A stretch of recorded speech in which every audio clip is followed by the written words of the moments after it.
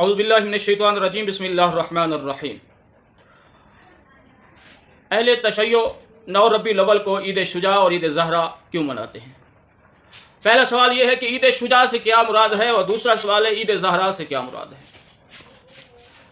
عید شجاع سے مراد مختار کی شجاعت ہے، کیونکہ امام سجاد علیہ السلام کربلا کے بعد 40 سال خون کے آنسو روتے رہے۔ 9 ربیع الاول کو امام سجاد کا یہ پہلا دن تھا جس دن امام سجاد نے خوش رنگ لباس پہنا اور مسکرائے، اور چہرے پر مسکراہٹ ظاہر ہو گئی۔ کیوں؟ کہ مختار نے انتقام امام حسین کے لیے بڑی تگ و دو کی، کوفہ میں حکومت کی، پھر ایک ایک کو چن چن کر مارا۔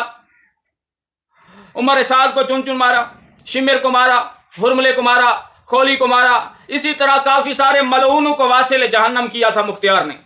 اور 9 ربیع الاول کو امام سجاد علیہ السلام کے ہاں مدینہ میں ان قاتلوں کے سر بھیجے۔ جب امام سجاد علیہ السلام نے ان ملعونوں کے سر دیکھے، اس کو خوشی محسوس، امام سجاد کو مسرت محسوس ہوئی اور مسکرائے، اور چہرہ بھی خوش باش ہوا، کالا لباس اتارا اور خوش رنگ لباس پہنا ہے اس دن امام سجاد نے۔ اس وجہ سے اس دن کو 9 ربیع الاول کے دن کو عید شجاع کہا جاتا ہے۔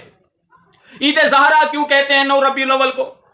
9 ربیع الاول کو عید زہرا اس وجہ سے کہتے ہیں کہ 9 ربیع الاول کو جناب خدیجۃ الکبریٰ اور جناب پیغمبر کا اس دن نکاح ہوا تھا۔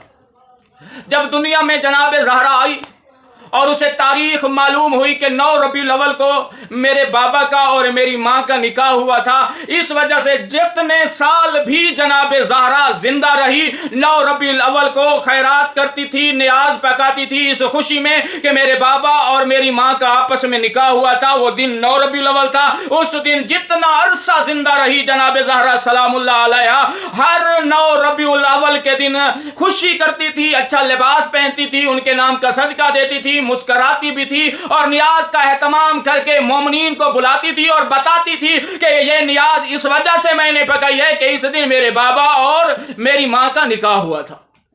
بڑے خوشی کا دن ہے، بہت بڑا خوشی کا دن ہے۔ اسے عید غدیر ثانی بھی کہا جاتا ہے۔ یہ شیعہ کی بہت بڑی دوسری عید ہے۔ پہلی عید خوشی کی شیعہ کی جو ہے وہ ہے عید غدیر، خون کا میدان پر جو مولا علی کا رسول پاک نے ہاتھ پکڑ کر اعلان کیا تھا۔ یہ دوسری عید ہے، اسے کہتے ہیں عید غدیر ثانی۔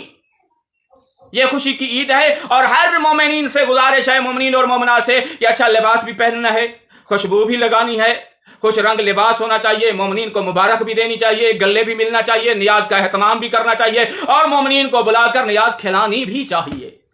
خدا حافظ۔